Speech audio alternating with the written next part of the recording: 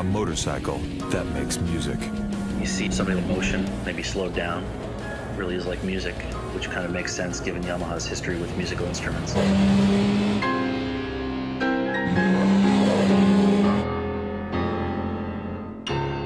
From music to motorcycles, Yamaha has always focused on beauty and design. We were the last Japanese company to begin making motorcycles, but the first to emphasize what a motorcycle looked like. One of the things you'll hear from Yamaha a lot is the phrase kondo.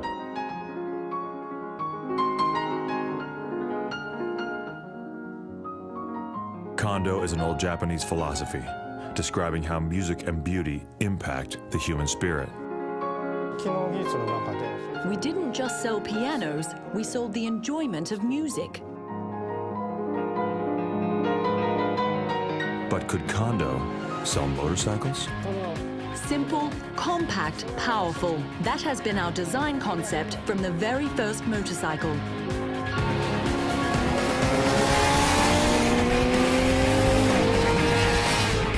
Two very different kinds of music, both influenced by the impact of beauty on human emotions. Exciting beauty, performance. How did Yamaha connect the ancient Japanese philosophy of kondo to bikes? And why did the largest piano company in the world decide to make music with a motorcycle?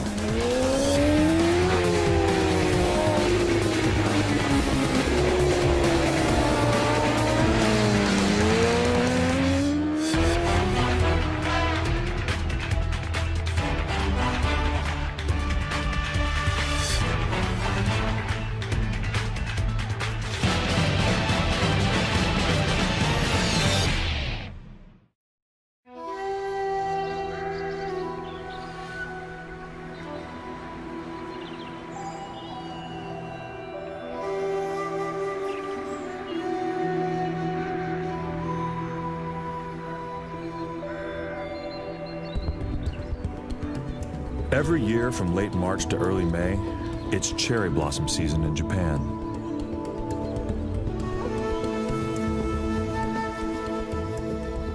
In a tradition dating back to the 8th century, the Japanese take a break from school or work to stroll among the blossoms.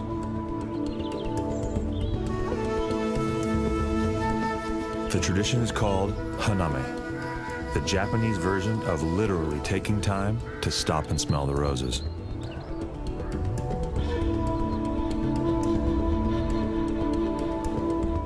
Haname is just one expression of kondo, the Japanese philosophy describing how beauty impacts the human senses.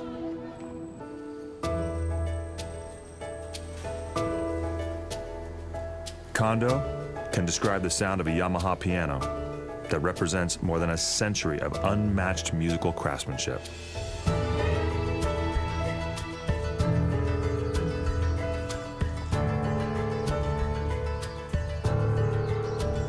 Hamamatsu, Japan.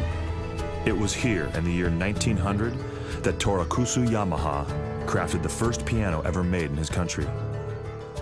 Mr. Torakusu Yamaha originally only repaired pianos, which in the late 1800s were only imported from Europe. Then he learned how to build his own piano and started his own music business.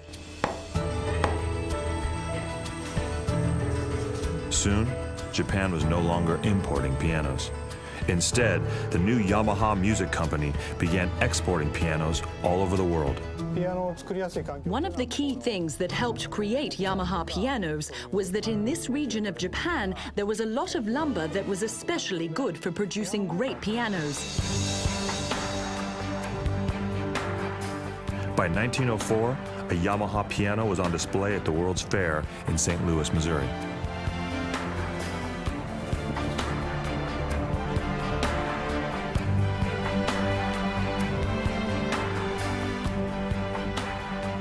Today, at the Yamaha Motor Company Museum in suburban Hamamatsu, the company still honors its history as the world's largest piano manufacturer, with a baby grand sitting center stage.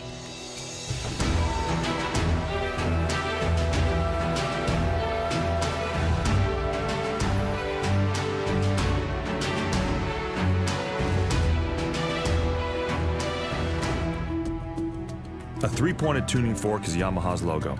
It is more than just a simple connection between music and machines. It's a constant reminder that Kondo, the impact of beauty on the senses, is at the very core of the company.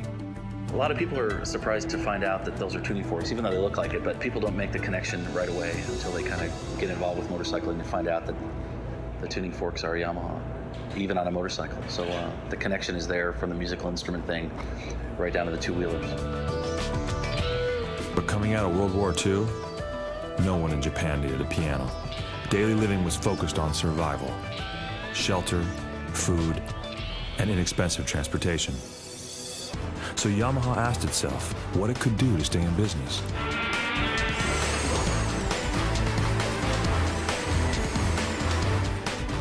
The answer was to build motorcycles.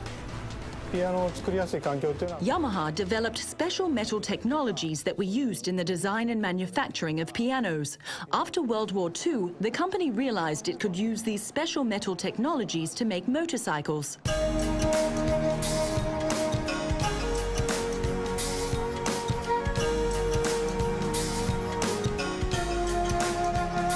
In August 1954, Yamaha introduced its first motorcycle, the YA1.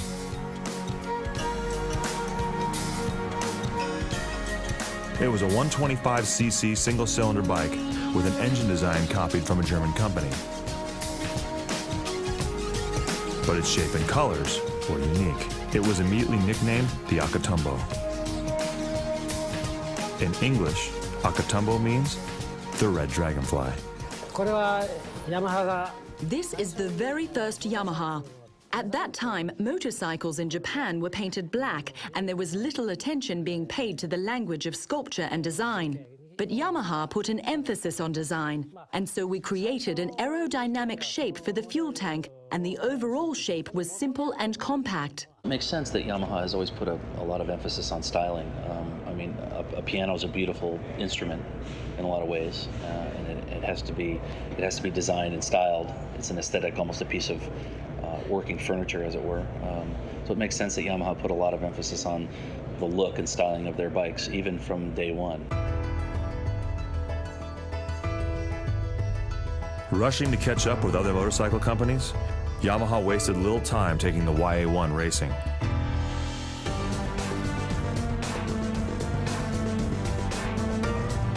In 1955, just weeks after the first YA1 had rolled off the production line, Yamaha entered the Red Dragonfly in the two most important races in Japan, the Mount Fuji hill climb and the Asama volcano race. Back in the day, the first motorcycles were functional bikes to get around on. They were transportation. Yamaha got into the racing thing pretty early with their win at the Mount Fuji hill climb. That was a big deal.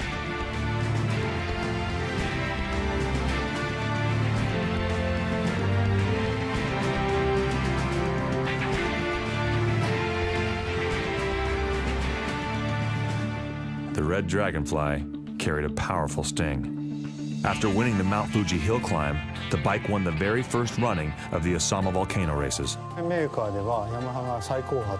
We had to focus on quality and performance, and racing was a good way to demonstrate those qualities. So we started racing in 1955.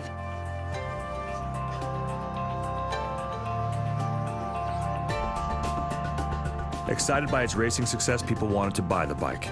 By the end of 1955, Yamaha had 274 employees building 200 motorcycles a month.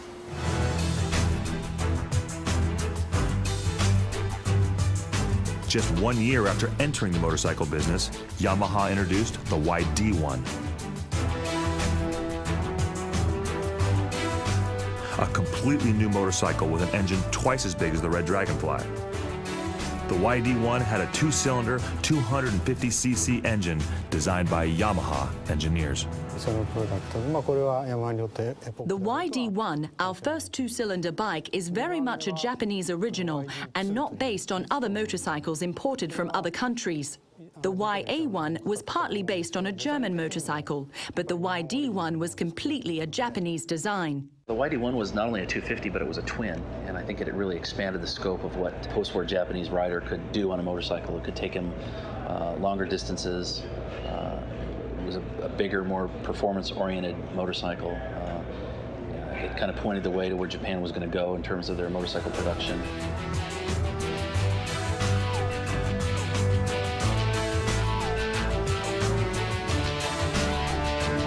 The YD1 would become a classic statement of Yamaha's design philosophy. This is the first twin-cylinder Yamaha. We didn't want to cover the engine or any of the other parts. Letting people see those parts was our design philosophy.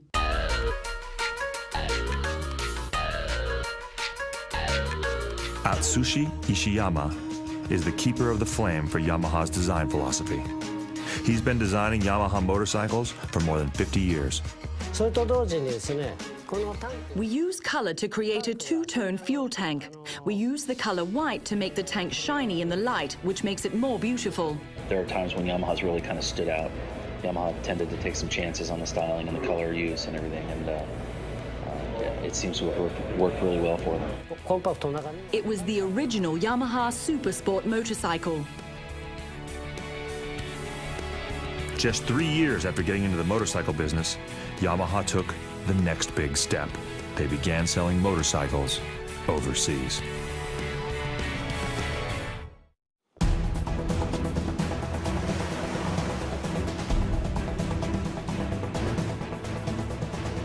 In 1958, the YD1 became the first Yamaha motorcycle ever sold in the United States. You know, my father used to ride the early Yamaha air-cooled twin two-stroke 250s. I really thought those were really cool bikes. I think it also put a bit of a performance angle into the Japanese market, where there maybe hadn't been one before, a performance-oriented angle, which really kind of paved the way for Yamaha and their racing success with two-strokes.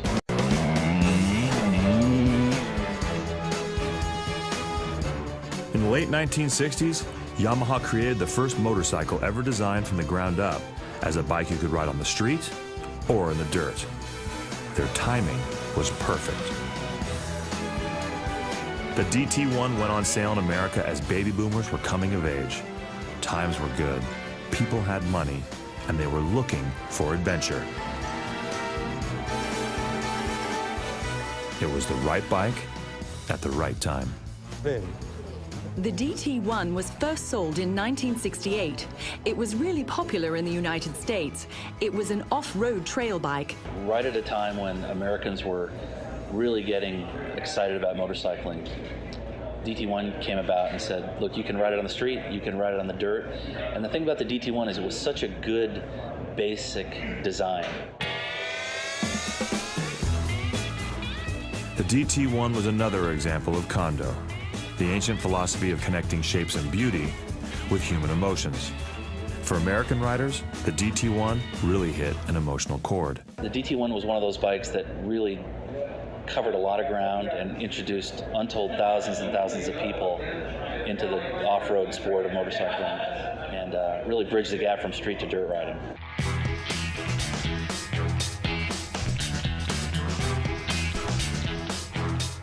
In 15 years, Yamaha had gone from copying a German bike to creating designs of its own. The DT1 even created a new segment in the motorcycle market. What happened next would make Yamaha the second largest motorcycle company in the world.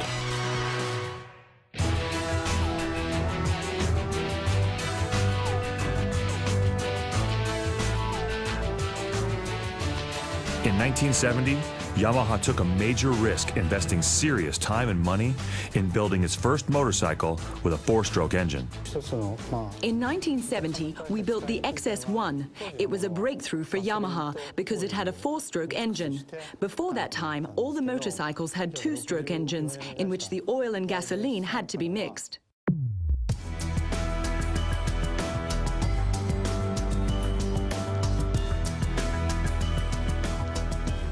The XS1 was called the XS650 in the States.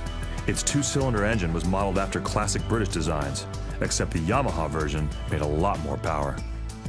The Yamaha 650 Twin was just an amazing motor. It was very, very durable, it was fast, and it stuck around for a long time and was a basis for a lot of really good motorcycles, and it's become one of Yamaha's real classic motorcycles, the 650 Twin.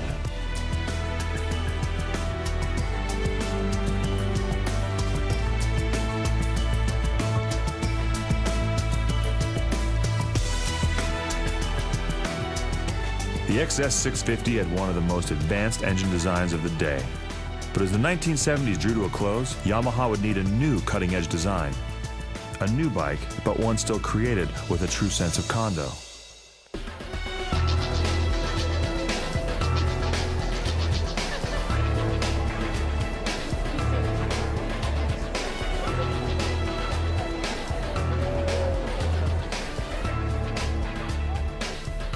The Tokyo International Exhibition Center. Built along the Tokyo Bay, it's one of the largest venues in the city. Its nickname is Tokyo's Big Sight. The hall has 250,000 square feet of exhibition space. That's 5 football fields under one roof. Each year, the center hosts one of the premier motorcycle events in the world, the Tokyo International Motorcycle Show. This is where Japanese motorcycle companies always debut their latest models to the public.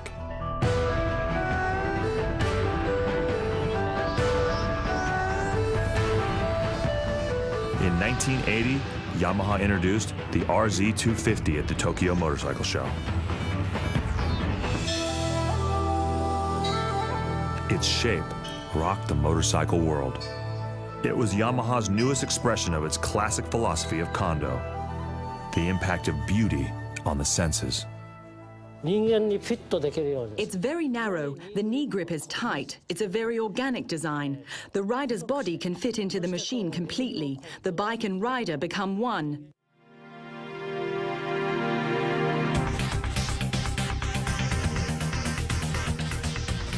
Today, kondo continues to define Yamaha's design philosophy. Yamaha has the ability to blend that ergonomic package into a bike that gets around the racetrack really well, and also a bike that is very streetable. The motorcycle can be taken out and played with in the canyons, driven to work. You can even ride it cross country if you need to, because it's not a crazy race bike.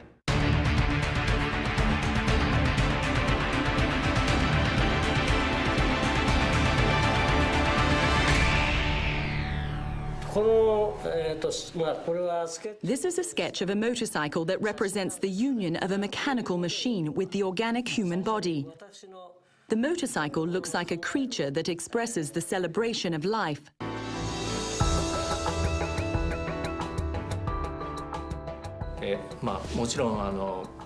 People all over the world have a common appreciation for beauty. When we design, we think, how can we move people's hearts? We believe a motorcycle is a creature, not just a simple machine. We focus on putting emotions into motorcycles.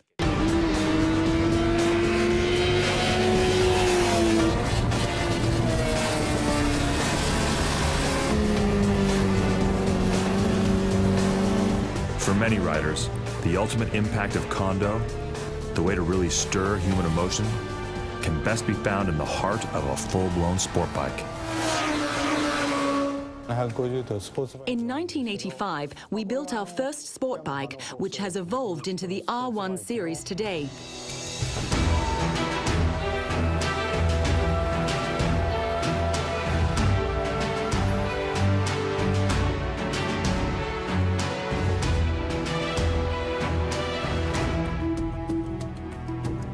The R1 series was a styling revolution that has influenced the look and shape of almost every modern sport bike. Something animalistic and edgy, almost insect-like, with the eyes. And I think Yamaha really did kind of start the trend that you see now on everybody's big inline 4-cylinder bikes, the sport bikes, is that look that the R1 generated. It's 10 years ago. Doesn't seem like 10 years ago, but the R1 was really a breakthrough sport bike. Its shape is like a bullet in the wind. Much of our inspiration is taken from observing nature around us, and like living creatures in the animal world, lions and tigers. This motorcycle has 2 eyes.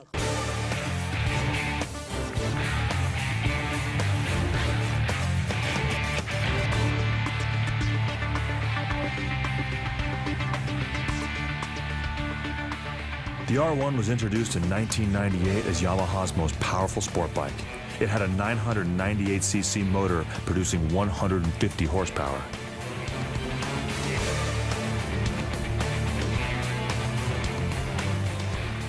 1 year later, Yamaha revealed the R6, a 600cc middleweight version of its sport bike.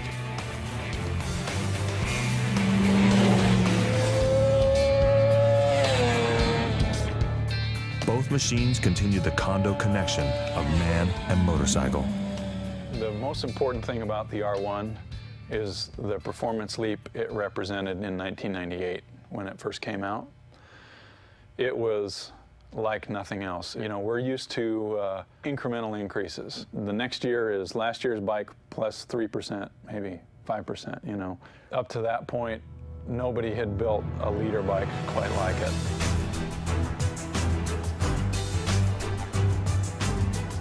But nobody else had spent 50 years perfecting the use of metal in a piano's sounding board.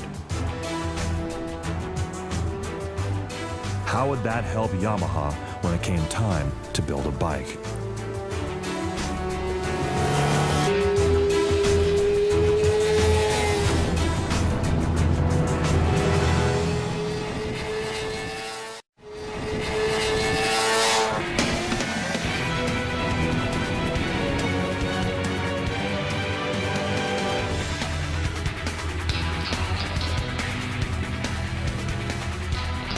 This is where the R1 and R6 are built. Yamaha's huge Iwata factory complex in Hamamatsu.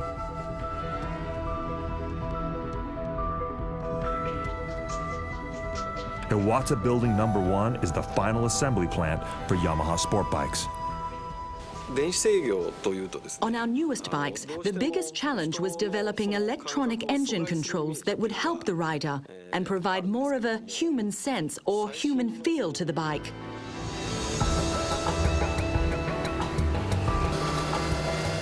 Inside the factory, that human feel of the engine is checked by a test rider on each new bike. Each bike has what's called a fly-by-wire control system. Instead of traditional cables, a tiny computer connects the throttle with the engine. That computer can make 1,000 calculations a second as it constantly monitors and adjusts the engine's fuel and air mixture. It's got fly-by-wire throttle, which to me, that's what we should be doing. We should be leading with technology, getting rid of cables and getting rid of those things and working toward electronics. Now, I'm not saying I want every one of my bikes to be cutting-edge technology, but when I go to the dealer to buy a new bike that I can take to the racetrack and go quick on and enjoy, I'd like it to be up at the forefront of technology.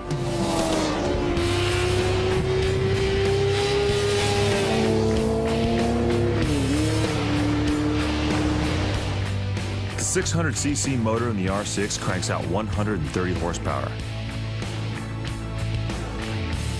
And the bike's fly-by-wire technology makes all that power available almost instantly. Immediate throttle response, big power. For a 600, you know, one of the most powerful 600s you can buy.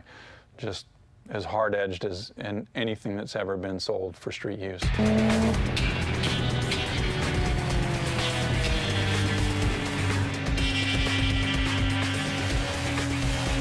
The new R1 engine puts out 158 horsepower sitting still.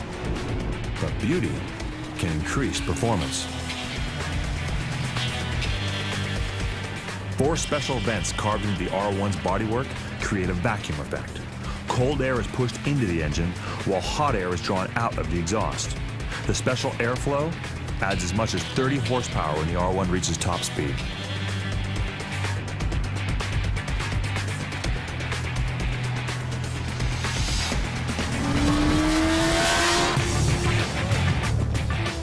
Both the R1 and the R6 have what Yamaha calls a human feel. It's one way to describe the relationship between man and machine, a relationship based on good communication between bike and rider. The R6 communicates, and that's why I think so many people go quick on it. That's why it's a secret, and that's why so many people love the R6. It talks to you and tells you where the limits are. The R6 is light and quick and very easy to turn in a corner. The R1 is more powerful and has a very strong torque curve, which helps it accelerate very quickly. The Iwata factory complex has been building Yamaha's latest generation of sport bikes since 1998. Things here change quickly, with new R1 and R6 models being introduced every other year. The development of a sport bike is very difficult because as soon as a new model is ready for production, you must begin designing the next model that will replace it. There's one constant here. Each new motorcycle reflects Yamaha's philosophy of making motorcycles that look good and are fun to ride. Our emphasis in building sport bikes is to make them handle very well in corners and accelerate very quickly, because that's the way many people like to ride.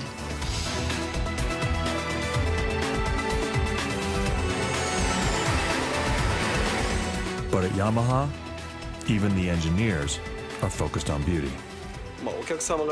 We put an emphasis on making sure riders enjoy the beauty of our motorcycles.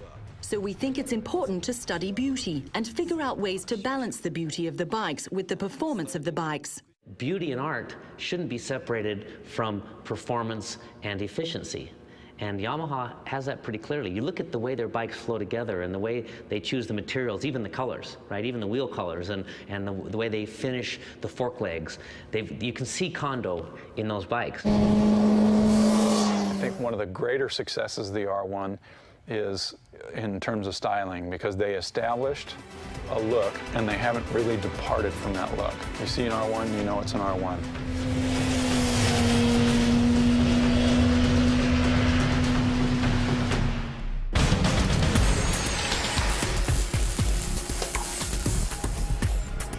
It takes a little more than an hour for a new R1 to complete its trip down the final assembly line inside building number 1 at the Iwata factory complex.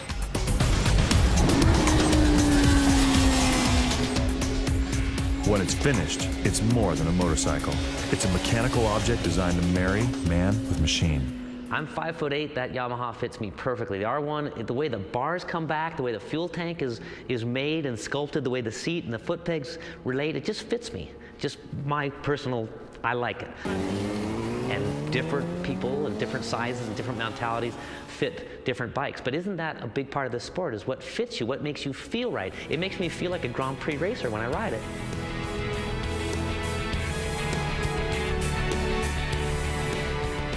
The emotional or feeling side of the R1, that's Kondo. But would Kondo keep Yamaha successful on the racetrack? The only way to find out was for Yamaha to go racing at the World Championship level.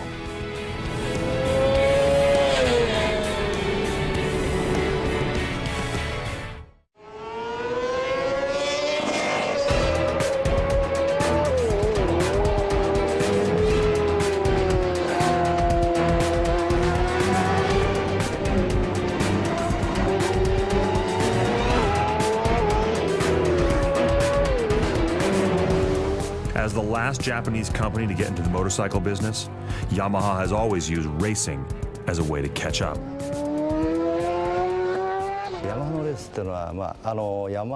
Yamaha has used racing to develop its motorcycles since the beginning of the company.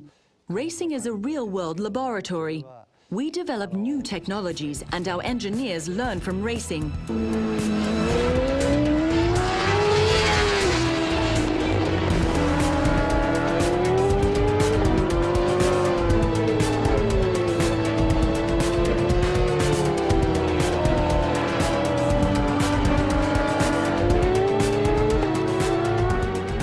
3 American riders have played a huge role in Yamaha's racing history.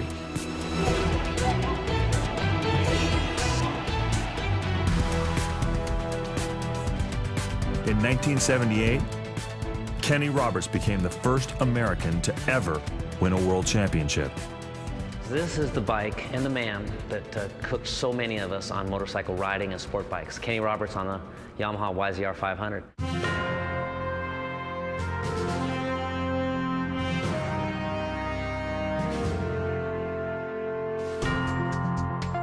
Roberts was not only a remarkable rider, he was a self-taught engineer. He helped Yamaha develop a new aluminum chassis and suspension system for his race bikes. He came up with the idea of using a smaller diameter tire on the front wheel compared to the back. It made the bike more stable at high speeds, but harder to slow down going into corners. Roberts didn't seem to mind the trade-off. Roberts was also one of the first riders anywhere that used his knee to balance a bike in a corner.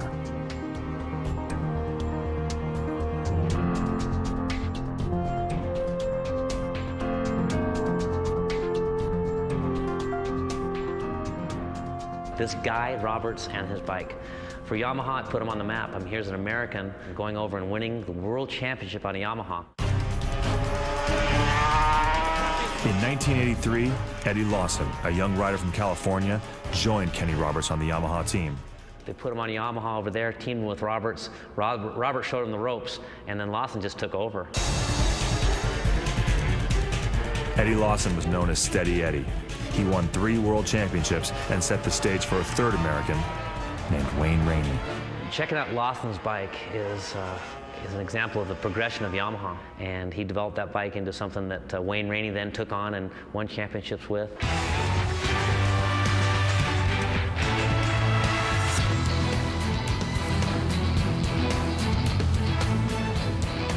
Wayne Rainey not only won championships, but did it 3 years in a row. From 1990 to 1993, he was unbeatable, winning 3 consecutive world titles. Wayne is an amazing guy, amazing rider. Fastest guy in the world 3 years in a row, and really someone that I tried to pattern my riding after as much as I could, to whatever level I could.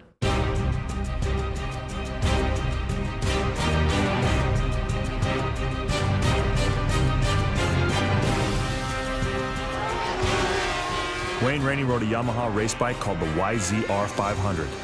It was wickedly fast, with the emphasis on wickedly. There was times, not a lot of times, that I could ride the bike and be ahead of the bike, and I was in control totally. I knew exactly what the bike was going to do before it did it. Those 4-cylinder 2-strokes were just nasty, ugly things that want to throw you off at just about any moment.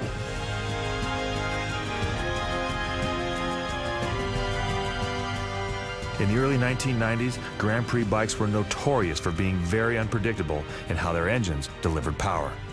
You could go from 90 horsepower to an instant 150 horsepower in the matter of, a few hundred feet. And that's where the thing exploded, and that's where they were the most difficult to ride. I got on Rainey's 500, and it wheelied out of turn 2 in 4th gear. It wheelied in 4th gear at well over 100 miles an hour. They could get away from you so easy because of that burst of horsepower. After one lap, I had to take a lap off. I was shaking so badly. My hands were so pumped up. My eyes were a little bit bigger than that. I was completely freaked out by it. I remember telling Wayne, how could you possibly ride that anywhere near anybody else? How could you race anybody with that thing? It was so fast. A lot of the times it felt like you were riding a motorcycle that didn't want to be ridden in a straight line, that's for sure.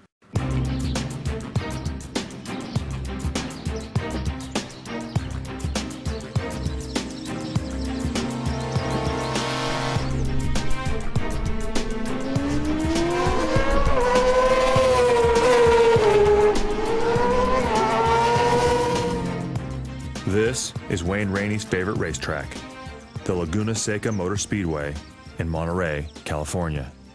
We're one of the top 10 road courses in the world, and because of its technicalities and because of its elevation changes.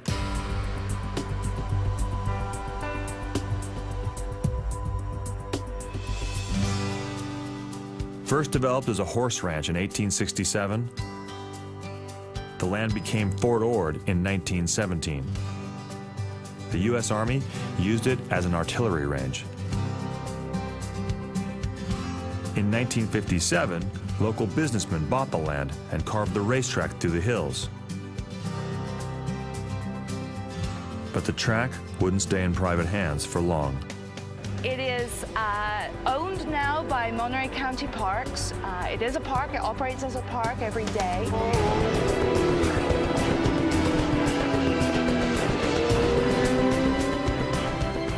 A park that would become Wayne Rainey's backyard.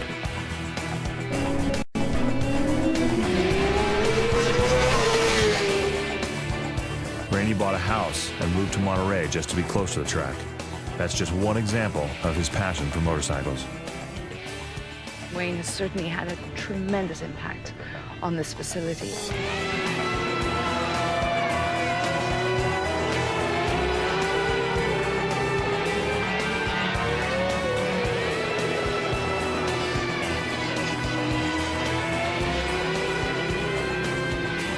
In the mid-90s, Grand Prix bikes were so fast, Laguna Seca was no longer considered a safe racetrack. Wayne Rainey convinced Yamaha to fund a total renovation of the track. Rainey is the man who brought international motorcycle racing back to Laguna Seca.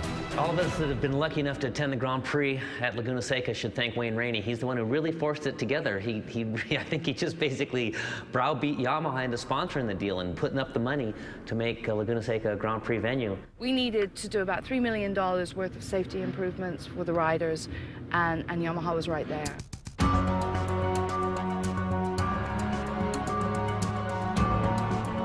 After months of renovations, Grand Prix racing returned to Laguna Seca in 2006.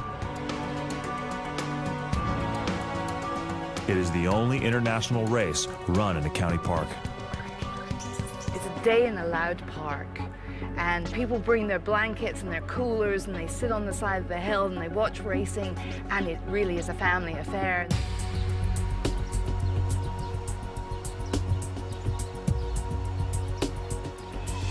Yamaha and Rainey share a long, successful history at Laguna Seca. Rainey won 3 Grand Prix races here.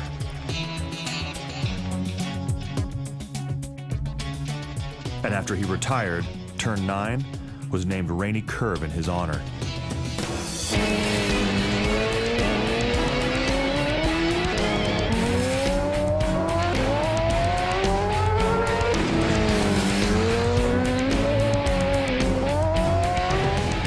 But right before Rainey Curve are turns 8 and 8A, known the world over as the corkscrew.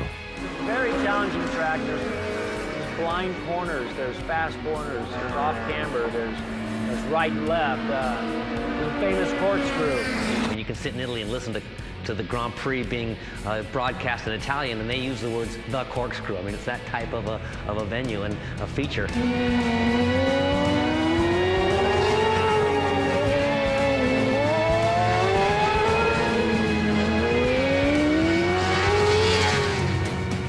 The corkscrew is one of the most difficult corners on any racetrack in the world.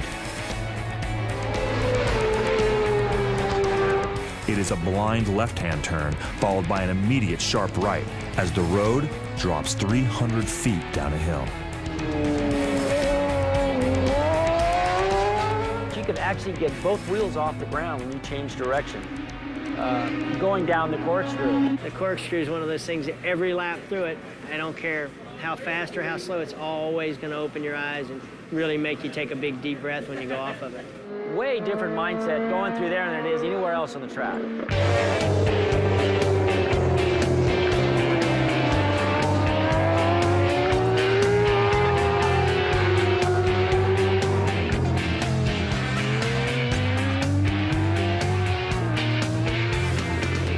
He was just such a fierce competitor.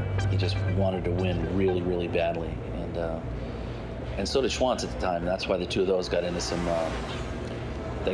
pretty heated battles over the years. And I guess the problem I had was I was always trying to chase that guy Rainey through it, so maybe the front wheel was in the air, but it didn't really where I wanted it to be. It was the only way I could try and keep him in sight was if I wheelied all the way through it. Wayne Rainey and Kevin Schwanz are two of the heroes for younger generations of American motorcycle racers. We looked up to guys like Wayne and Kevin Schwanz, who had these incredible heated battles, plus they're Americans, you cheered for them. They were your heroes.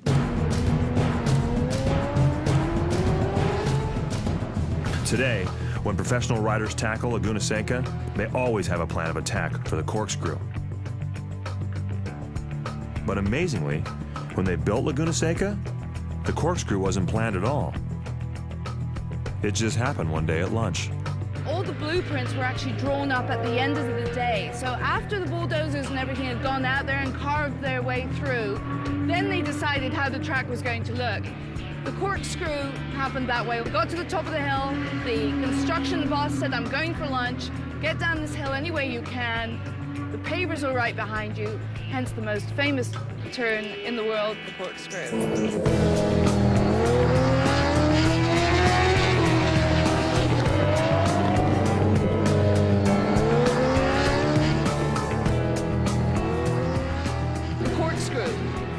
You're going along at 180 miles an hour, and you have to brake in less than 1.2 seconds to go down to about 60 miles an hour to take a blind left turn. You can't see where you're going. All you see is sky. It's like jumping off a 6-story building. You leave your stomach somewhere back on turn 6 and collect it the next time around. The whole time you're white knuckling. You're scared, and you go, oh God, I'm coming into Rainey curve. When even the pros admit they're scared of the corkscrew, you know it's a tricky corner. But that's the point. They're built to be challenging. You're supposed to be racing out there, not just driving around.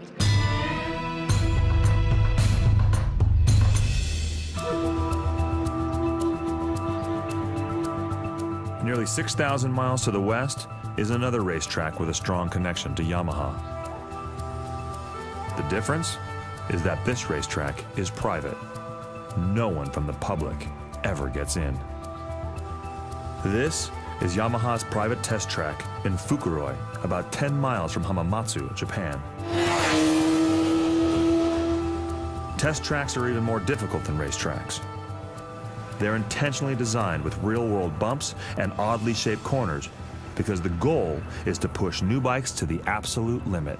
Fukuroi, what an amazing world this is. This and other test tracks that manufacturers use. They get a chance to take their production or pre-production motorcycles into an environment that they think they'll be used on. So, for instance, the R1 should be tested on a racetrack.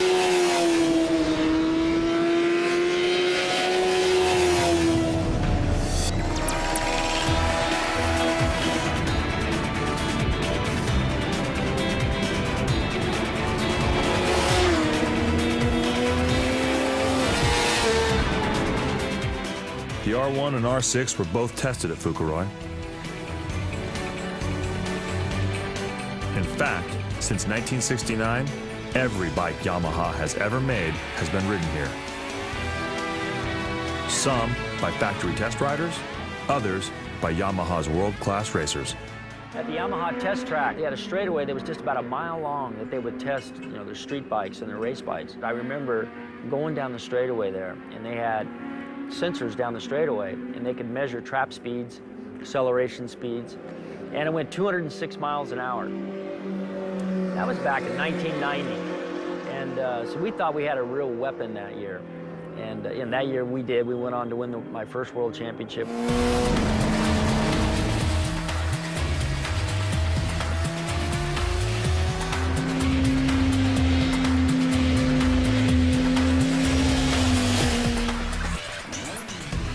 What they learned with Wayne Rainey and his prototype race bikes at Fukuroi in the early 90s played a major role in the design of the new R1 and R6 sport bikes for street riders. We have a strong relationship with our racing department. We share the same designers. When we develop a new model, we get all kinds of information, including the latest racing technology.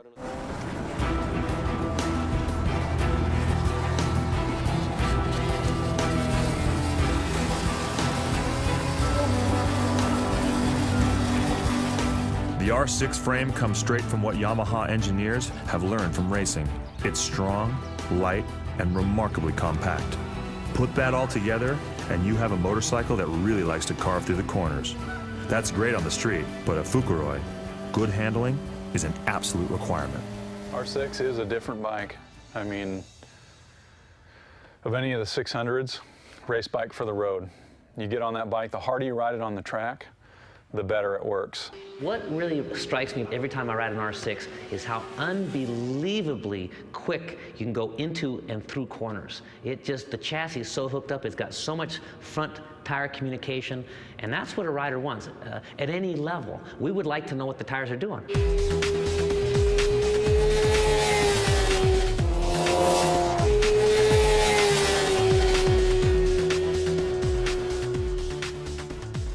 Cornering is the most important part of having fun on a sport bike.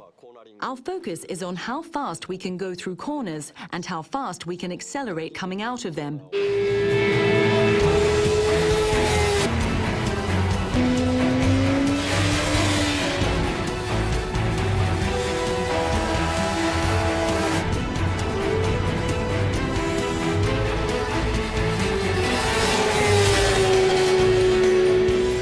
There is a direct link between the very first Yamaha and the newest R1 and R6.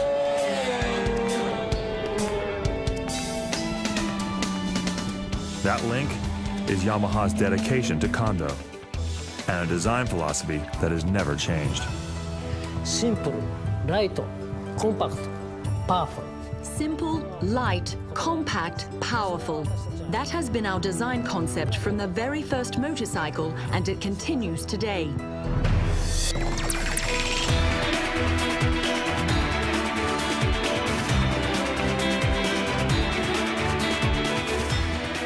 Even when a designer's idea of beauty threatens to compromise performance, Yamaha doesn't flinch. I'll give you an example. Imagine that a designer creates a beautiful exhaust system, but the shape reduces power. When that happens, we challenge our engineers to find other ways to recover the power. Often, this requires additional effort, but we want to keep the beauty.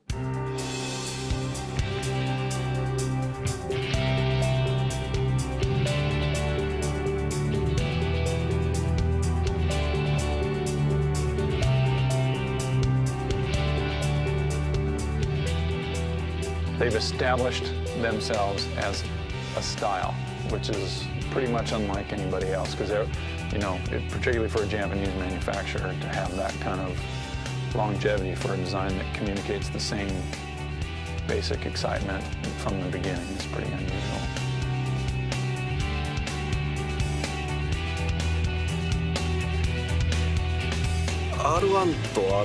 The R1 and the R6 are not the only special ones. Yamaha has always made motorcycles that focus on the human element. We think that the R1 and R6 are extensions of that philosophy. We have no intention of changing our way of thinking.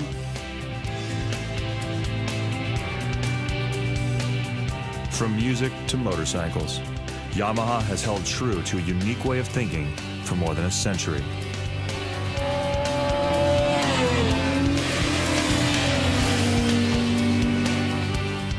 A way of thinking in which a very old Japanese philosophy, focusing on beauty and human emotions, continues to impact the very latest instruments and motorcycles that bear the tuning fork logo.